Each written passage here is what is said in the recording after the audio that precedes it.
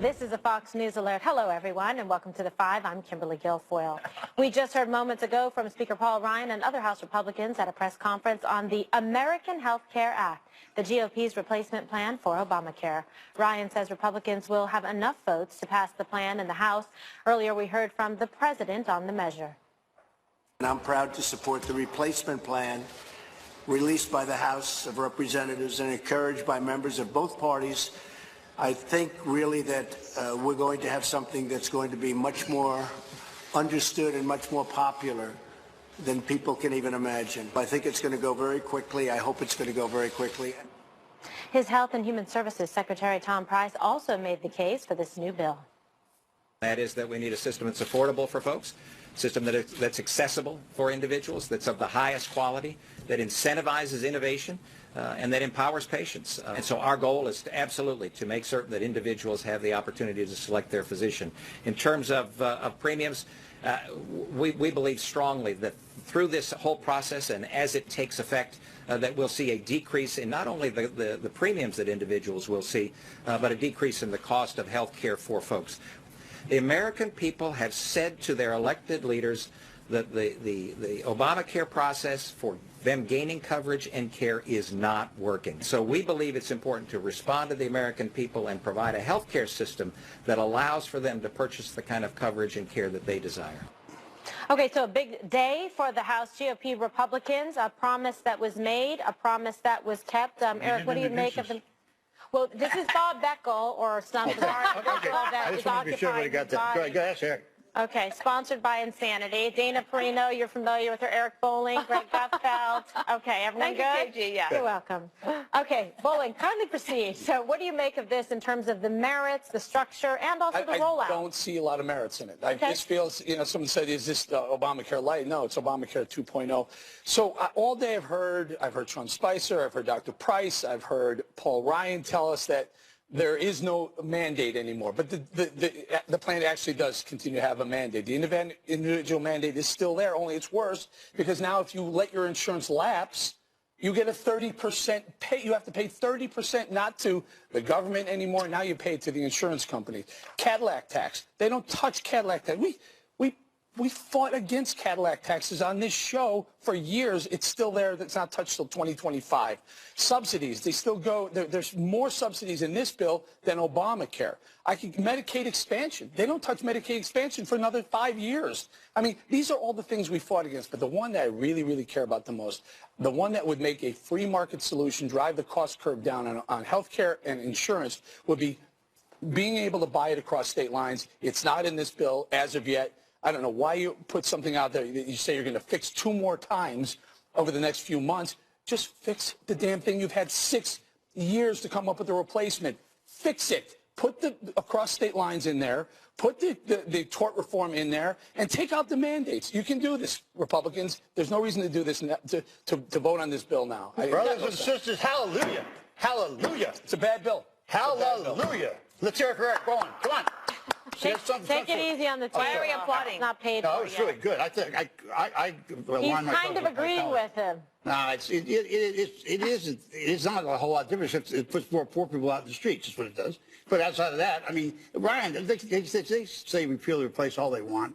And they're trying to get that sunk into people's heads. It's not repeal. It's not replace. It is BS, and that's what it was meant to be, and it's not going to be law, so you don't have to worry about it. God, you clapped so loud and you popped it out. Well, I was very proud of Eric. Okay, perfect. All right, Dana, so do you share Eric's concerns or sentiments? Well, Did they go far enough? not necessarily, because I feel like I've got a lot of reading to do, even though it is much smaller bill than the other one. But a lot of things that came out today are very interesting to me. Of course, we knew the Democrats were going to trash it, but conservatives are not going to defend it either. But here's the thing.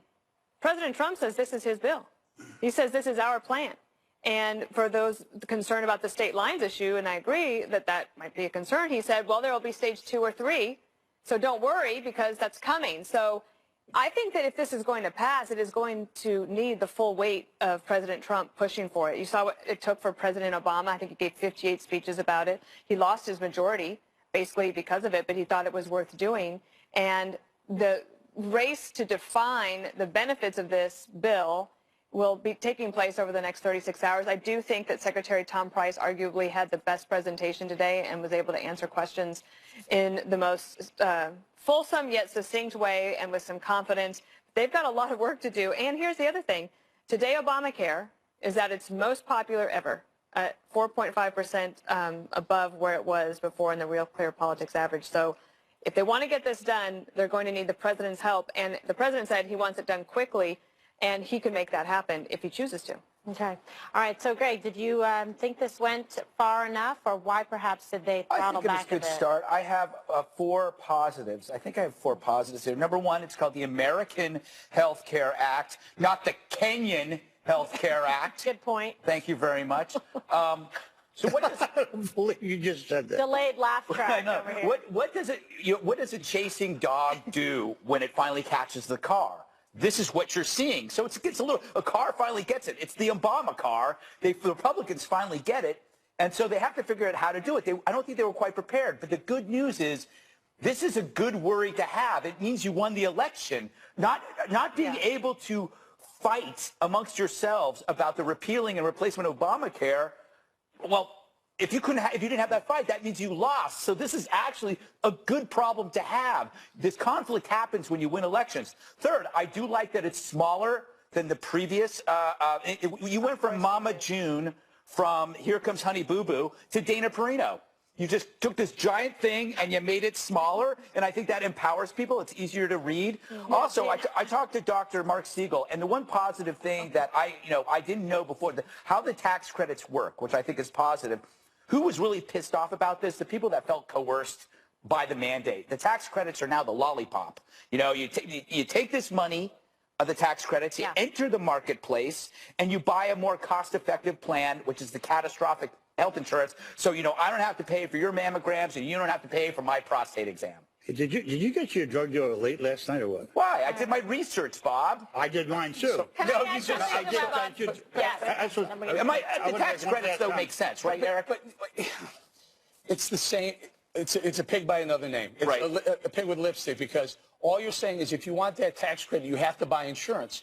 But if you don't buy insurance, you're going to get this 30% increase in your tax. Isn't that at the discretion of the health insurance company, though? No, listen to me. They're getting the 30%. It's not even the government taking it anymore. It's not paying for Obamacare.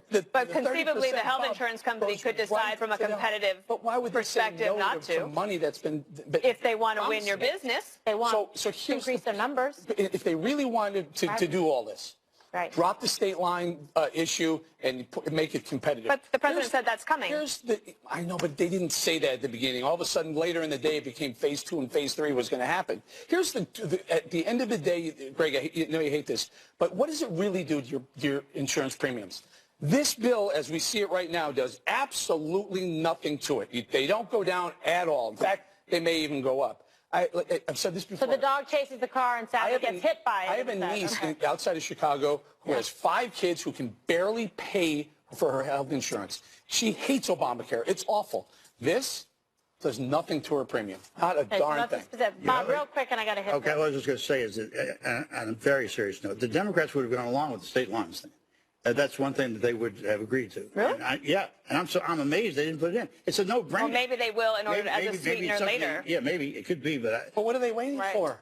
It was one of the biggest talking points for the last 6 years. This was the opportunity to put it through because they had the momentum and the goodwill. Well, as we mentioned, not all Republicans are happy with the legislation either, particularly Senator Rand Paul. The House bill that's been put forward is Obamacare Light. It won't work. Premiums and prices will continue to spiral out of control. In fact, they acknowledge it in their own bill. But I think Obamacare Light doesn't fix it, and I think it's a real mistake to go for this. But the negotiation will be conservatives saying, hey, we're not going to take Obamacare Light. Okay, so you're hearing some of this reaction today that they're Obamacare Light. Well, I wanted to pick up on something Greg said because I think it's important. You said that at least they're having this debate. Right. So as Republicans, I can say, well, at least we're having this debate and not the other debate, because if Hillary Clinton would have won, then we would be debating whether or not to go to single payer right now, which is what the left really wanted. And so there will be Republican on Republican violence, and they'll have to try to work it out. But I do think that now that they have President Trump, to be able to help them push it all together. You know, he'll have to see how he can corral them. You might have to break a few kneecaps in a charming way. Also, you have to understand, this is a historic first. I mean, you're having Republicans trying to create a government program. It's like a Democrat trying to say radical Islam. Yeah. No, it's that the Republicans have become the custodians of an entitlement program that President Obama put in place, and they're trying to do it in a way that doesn't cost as much money. Instead of, if they're going to make people mad, why not just make them really mad, right, and do all of it at once? The strange thing is, Dana, we've been talking about this for 6 years. They've had 6 years to fix this.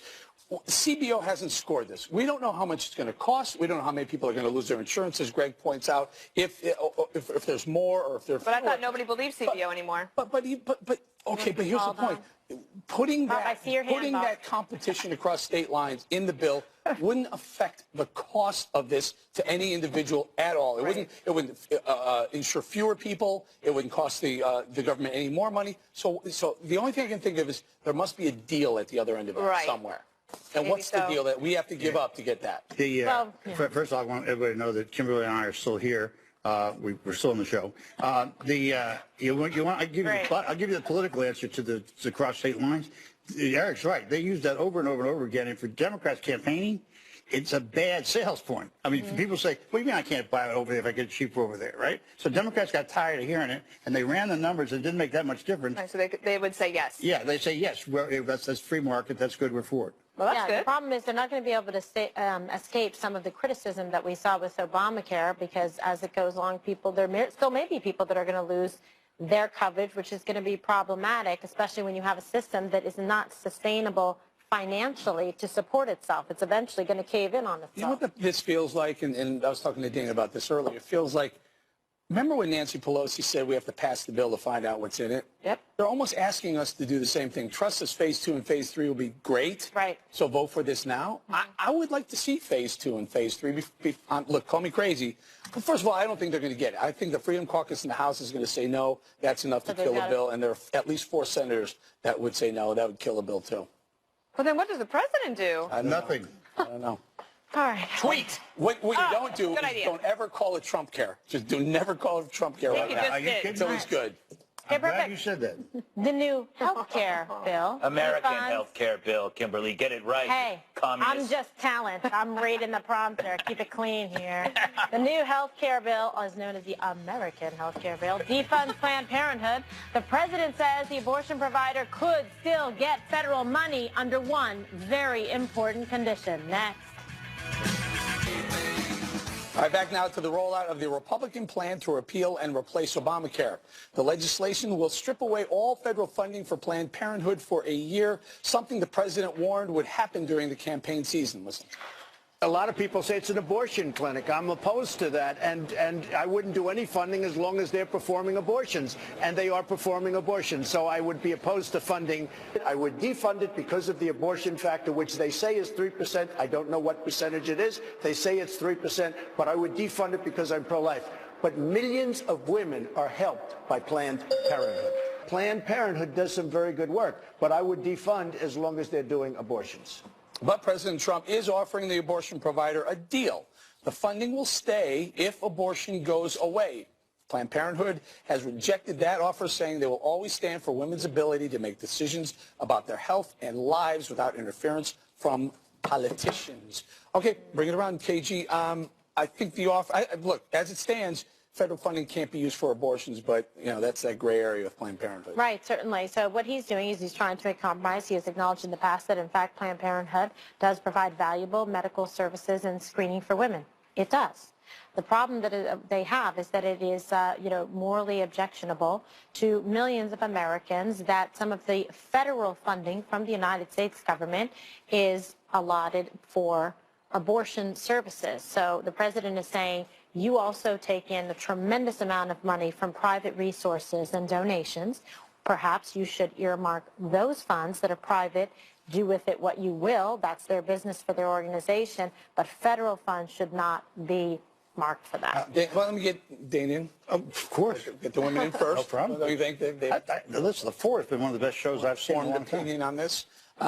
Your thoughts on both the Trump administration and the Planned Parenthood response? So I think this was a chance for President Trump to fulfill a campaign promise, and social conservatives really want this, Republicans want. I remember when they were going to shut down the government last year, when Republicans were all mad, and they said that the one thing that they really were mad about was that the Republicans weren't able to pull funding for Planned Parenthood, even though Planned Parenthood itself actually has a pretty good approval rating, so it was harder back home. So there are some senators, like Susan Collins of Maine, I think, who said that this shouldn't be in the Obamacare bill at all, or I guess what we're calling the American Health Care Act. The money that instead they're saying will go to community health care centers. I don't know if there's going to be enough acceptance of that. Cecile Richards of Planned Parenthood, they're going to fight tooth and nail. And I think what will actually end up happening is Republicans will put on the table that they believe that access to contraception should be available easily over the counter, and that would be a way to maybe try to get this funding pulled, but be able to provide access to the kind of products that they provide there. So get it straight, Greg. I think are you saying provide funds, but earmark it for contraception? Well, the money would go to community health centers, and arguably the community health center would say, oh, well, we can handle this better than Planned Parenthood. Where are you going, Bob? Oh, nowhere. Well, I mean, it comes down to it. If you believe that abortion is the taking of a life, then forcing you to pay for somebody else's abortion is a moral intrusion. Right. That's the argument. I'm amazed how the media salutes conscientious objectors over war, but not abortion. Yeah. And so instead, what the goal here is to dehumanize the unborn child to massive cells. So it's like a medical procedure, like getting a mole removed. So therefore, somebody else could pay for it. So someone actually has to speak up for those who cannot speak for themselves, which is why this dialogue, wherever it goes, is important, because you're actually talking about this question. Bob, why can't Planned Parenthood just decide to have one service for abortion and separate it with a Chinese wall and all the other services? So they do. But no, I hate to correct my learned colleagues here who actually have degrees, but there are not a single dime of federal dollars go to abortion. Something called the Hyde Amendment. Henry Hyde. Well, we're all familiar with the Hyde Amendment. Well, but if 80% of what Planned Parenthood does is abortion, no, it's not even close to that. And we're giving them $300 million a year. It's not, look, you're not asking a taxpayer to pay a single thing for an abortion. Planned Parenthood does, among other things, a lot of screaming, a lot of mammograms, saves a lot of lives. And the idea that he'd pick on this, first of all, he was pro-choice when he was thinking about running for mayor about 15 years ago. And the other thing, he has no idea. He doesn't know what Planned Parenthood does. Anyone? I actually think he does. Well, one, I do believe that anybody can go from being a pro-choice person to being a pro-life person. You did, didn't you? Yes, I'm pro-life. Right, Yeah, so Bob, that is possible. That is possible for President Trump. But I didn't do it for political reasons. Well, how do you know that he did? Well, I just sort of made a guess. I think that you don't know any. None of us can say what's in somebody's heart when it comes to that. Or in his head, which is the really hard. Remember, he had a very personal, moving story about this. What? President Trump had a very personal, moving story that he said that really changed his heart and his mind about abortion. We got to go, but Bob Beckley, you're pro-life. Yes. And you're okay with sending $300 million to Planned Parenthood a year? I've sent $1.5 billion. I've sent $1.5 billion. To $1.5 billion. If it were up to me. And I do it on because of faith. Because my faith doesn't allow me to accept abortion. Okay. I knew that changed about 8 years ago. Oh, so I'm not questioning that part of it. I'm just questioning the funding part of it. I got to leave it right there next. New words from the White House on President Trump's allegations that... John Spicer was back at the podium today in the White House briefing room, and he had a lot of questions to field on President Trump's weekend wiretapping claims.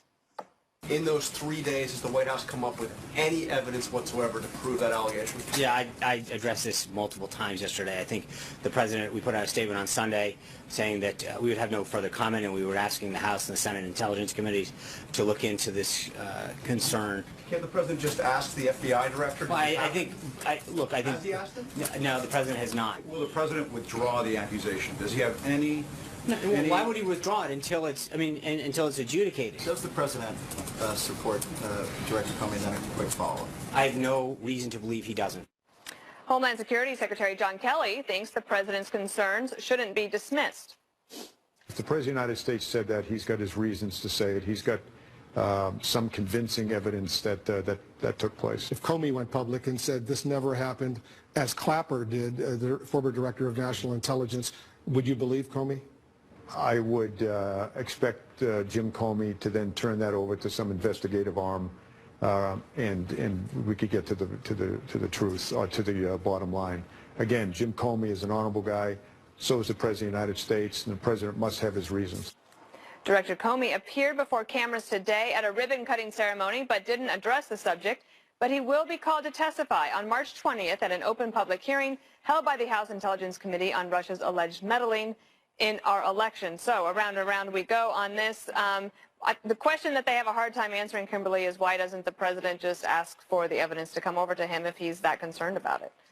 Yeah, and the thing is, we just don't know. We don't know what stage of the proceeding it's in. We don't know who he's contacted, specifically whether he's asked them to proffer any kind of evidence, the purpose, the nature, the subject matter of any warrant that was contemporaneous with that time. Was there a warrant that was larger and encompassed actually the area of Trump Tower, et cetera? They were able to do the metadata stuff and actually retrieve that. We don't know. And so I guess in due course, when the president decides, he'll let us know. But certainly it was a bombshell of a tweet and of a news story and breaking news, and now everybody is kind of scrambling to find out. But unless you actually see the facts and the proof, we really can't know. But they're going to get closer because Devin Nunes, who is the congressman from California, he's the chairman of the House Intel Committee. Eric, he's asked for all the documents from the intelligence community by next Friday, the 17th, and then a public hearing on the 20th. And I think he said today that James Comey, that he doesn't necessarily have faith in him. So if they don't have the faith in the witness that they're calling, is it prejudging the outcome of the investigation? Well, those hearings, no one's really held by those hearings. You can go to... It will be open, which will be different for them. Right. So you can say whatever you want, and then you can, you rephrase things later. Here's my issue now. Okay, again, January 20th, that New York Times reporter, Michael Schmidt, who is the one who broke the Hillary Clinton email scandal, private server scandal that was so massive, New York Times clearly writes wiretaps at the Trump Tower, and the report was given back to President Obama. So they're, according to him, and I'm guessing he sourced it, and second sourced it, these taps were going on. How did he know about it? He had to have a leak. It had to come from intelligence somewhere. Okay, fine. On March 5th, on Sunday, Chuck Todd asked James Clapper, was there any surveillance at all to Trump Tower? Not to Donald Trump, but to Trump Tower. And he said, none whatsoever. Today, Bill Hemmer asked General Hayden if there's any surveillance on Trump Tower. General Hayden said, if it were up to him, absolutely none whatsoever. So you have Comey, Clapper, and Hayden saying there was none, yet a very respected reporter saying he has, sources saying that. So Hayden hasn't been a government official for many years. So, but according to him, he said there was none, and he's got good sources, but he wouldn't have been responsible. Director of the NSA for a while, right? Yes, but not for years. Right. Okay. All right, Bob, you're sitting there like a cat. Well, I just, because I love you all so much, I used to say to my candidates, when they're digging themselves in a hole, hand me the shovel. Oh, did you used to say that? You guys have got to stop this. It is ridiculous. The reason Trump doesn't have evidence is he's lying. It's not true. You could pick up the phone and find out tomorrow if you knew anything about the intelligence community. The idea of bringing the Hillary Clinton emails in with what Trump said Barack Obama tapped him. Now, if that's the case, he's accused him of federal crime. They're going to put his evidence up. Why not? Because he's lying. He doesn't know. But in the meantime, and take care of Trump care, right? And leave wiretapping so people know what they're doing. Okay. In the meantime, we saw there's activity in South Korea because they're worried about Korea. This was your point yesterday. They're worried about the North Koreans, and maybe we should. Yeah, I think we should put a moratorium on this story for at least a week. We're going to pull a muscle defending or condemning Trump. I'm going to go back. People disagree with me. I think it was a tweet born of frustration over Sessions. It shouldn't have happened, but it did. But we're running around this story like crazy people, and we're assessing a tweet with this hyper-literalism. It's a tweet that he did in the morning, and the winner, again, is always going to be Putin. Chaos is his yoga. He enjoys every minute of this, and we contribute to his victory by constantly playing into hysteria. Let it rest for a week until we have some facts. I'm getting tired. What muscle are we going to pull? Heart muscle. I think Bob's already pulled No. I have to agree with you. I think it was born out of frustration. But the thing to have done would have been to send one more out and said, I was frustrated, I was angry, I was mad, and I really don't have the evidence. Or there's an alternate. There's another idea that maybe he was told by someone, an intel official, who said, yeah, we did have a FISA warrant and we were listening. Maybe it was Yeah, after. but Bowling, do you notice what those three stories you said were Trump Tower specific? Right. Yeah, but that's what I said. My point is, Sure, there when wasn't one that when you said have Trump Comey Tower. and Clapper saying no, there was none, then you have a problem when Intel's denying it. Not the Obama part of it, but the Trump Tower part of it. Then now I'm scratching my head. Now, why is James Clapper saying there was none? I mean, we know there was. Just so you know, both Trump and Obama got briefed on all this stuff during the campaign, number one. So Trump knew everything that Obama knew. And this other thing is the idea that you would sit there and suggest, I know you don't like Barack Obama, and you know I don't like Trump, sir, but that's not the point. You're accusing the President of the United States of a crime 20 years in jail. Anything, Bob. What the hell are you talking about? I said you have the head of the FBI, the head of the DNI at the time, saying that there was no tap to Trump Tower whatsoever, and we know there was. Okay, it was a bad tweet. All right. Well, round and round the mulberry bush we go. Ahead, can America survive a day without a woman at work or at home? Women across the country are going to try to prove it's not possible. That's tomorrow. But will they be contradicting their own message? Greg will try to prove that next.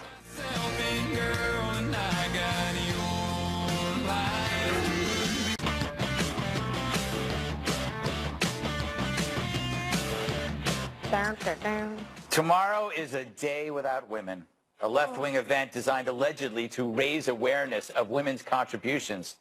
So women are being told to celebrate the day by skipping work. There's a great message for kids. So you're mad Trump won? Go home and sulk. I say kids because roughly 80% of primary teachers are women, so naturally tomorrow, who's missing? Teachers. In some cities, public schools have had so many women calling sick, they're shutting down. The event is based on the idea that women are oppressed. Maybe so, but in the U.S., try the countries that sanction actual abuse. But somehow I doubt these organizers will. So, do women need to take time off to deal with an election? What if men did the same thing? Electricians, sheet metal workers, bricklayers, tilers, jointers, truck drivers, laborers. Why not call in sick because it's Men's Day? How would your wife look at you? She'd laugh your lazy ass out of the house. So how come it's okay for a woman and not for a man? Is it our inherent sexism that creates lower expectations for women? And what are we saying about teachers? That they're not as vital to civilization, so go ahead and play hooky, no one will care? But men's jobs, those matter, so you stay right there. So ironically, the women behind this posturing assume women's careers are less important. Well, I hope the teachers spend the day off with their actual kids, unless that's just another job too. Wow, you know, I don't know where to start here. It's so ridiculous. This is a bad idea. Yeah, it is a bad idea, Kimberly. It's like it's all teachers, and so the kids suffer. Well, that's exactly right. I think it's very selfish. I mean, if you really are passionate about what you do, you march forward and you go into those classrooms and you say, women are making a difference every single day in the lives of millions of Americans, and starting here with the classroom and children. Why would you want to have a child that's desperately in need of an education suffer at the detriment because you're upset about who's in the White House? I mean, this is just ridiculous. Go to a march if you want to. There's plenty of them, you know, and you might make an extra $50. You know what, Dana, if this were a job that your boss would say, okay, you're not getting paid, this is like a teacher's job. I'm assuming that they're getting comped. Oh, you mean like they're taking a sick day? Yeah. So yeah, but I don't think it's a sick day. I do want to make it clear, I will not be here tomorrow, but it's not because I'm taking the day off. I am actually going. Oh, where are you guys going? Well, I'm going to Africa, and I'm going to be a part of the Mercy Ships because tomorrow is actually International Women's Day. And one of the things I learned, but it's been reinforced for me, is that women who live in freedom, like we do, have an obligation to help women around the world who do not, and that need access to all sorts of things: healthcare, food, education for their children, so energy, that's a good use. business. So I don't know if taking a day off tomorrow is worth it for these other women. Like, maybe they're all going to go and do some service projects or something like that. But it does seem to me that. What about the single mom that has to figure out how to get child care for her child tomorrow? Yeah, babysitter, and the babysitter has to be a guy. Right. Because there could be no girl babysitters, so that's going to cut down. Apparently, Bob's available in case anybody's looking for someone to take care of their kid tomorrow. Also, Eric, what about the teachers? Will there be peer pressure not to, like, they're at school, right? And all of their peers are going, but they're staying. Will they be looked down upon? Yes. Like the union line? Yeah. You're a scab. Look, fine, you want to do this, take a day off. Here's the only issue I have is at the public school part of it. In other words, so everyone's going to pay their tuition. You pay your taxes. Yeah, somebody goes to tuition. And so people who don't have the same grievance are paying the teachers to take a day off. That's in true. Public schools. Yeah. And I believe there's a handful of schools in Chapel Hill, North Carolina doing it. It's not fair to the rest of the No, people and what about the moms at home? You know, who's going to, what are, they're not going to take care of their children? I don't get this. I think there's other ways to voice your opinion, and women have fought so hard for so many rights in this country. I think the best way to show them who's boss is to celebrate by showing up for work. Working. Bob, do you how do you think the brass here would take if you called in and said, I'm going to take tomorrow off because it's a special moment for me? They do the wave.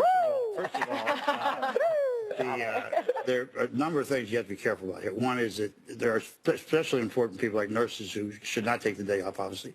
That's my point. You just said that's an important You know job. why? Because Bob made me one. Wait a second. Teaching isn't? Go ahead. Women in this country do not make equivalent of men. And until they do, they ought to stay home all the time if they want to, if that'll get it from them. What? You don't even have a fact behind that. Yes. Yeah, tell me where you get the, is it the 70 somebody cents on call the dollar? the brain room, for lack Is of it a better 70 word? We've already debunked that many times. What, 79 cents? Yes, it's over. You're saying you get $1 for $1? Yeah, close. Close. Anyway, Close. and the only other important people are cops, and I would just hope that there'd be a lot of sore shoulders tomorrow. Do you think the women working in Planned Parenthood are going to take the day off tomorrow? What is Fewer that? abortions. Yeah. There's a silver lining there. And by the way, I think George Soros has given over, what, $250 million to groups that are partnering with this march. What's wrong with that? Hey, you're okay with it? Notice Bob only It must wants be the wrong. nurses that he might need to show up for work. No, I need the physical therapist. All right, Bob. Don't dig a hole, as you always say. Yeah, hand me the shovel. Yep.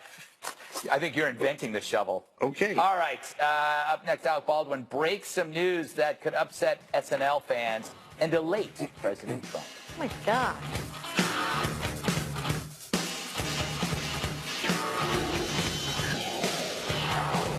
Is clearly unfit to be commander-in-chief. Wrong. He is a bully.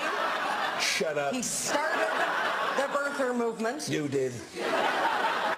Google what is ISIS. Let's take another question from the press. Hi, yeah, I'm from BuzzFeed. And No, not you, BuzzFeed. You're a failing pile of garbage, and you want to know why? Because I took your quiz yesterday, and I'll tell you right now, I am not a Joey, I am a Rachel. Yeah, these are tough times we're living in today. President Trump, Americans need comic relief to help them stay compressed. So Alec Baldwin's done a lot to help us. Spot on invitation. Trump on Saturday nights. But some Saturday Night Live fans will be sad to learn he could be stepping down as president soon. And I hope he steps up as president. That'd be good. Here's why. The maliciousness of this White House is has people very worried. Which is why I might not do it much longer, by the way, that whole impersonation. I don't think how much more people can take it. Oh, my goodness. That's a good point. You know, I'll do very quickly and let you guys take it. But it's like, you know the guy who played Captain Dan in Yes. with Gary Sinise? Mm-hmm. He's always been remembered as Captain Dan. And he once told me, he said, I wish I hadn't done that one thing.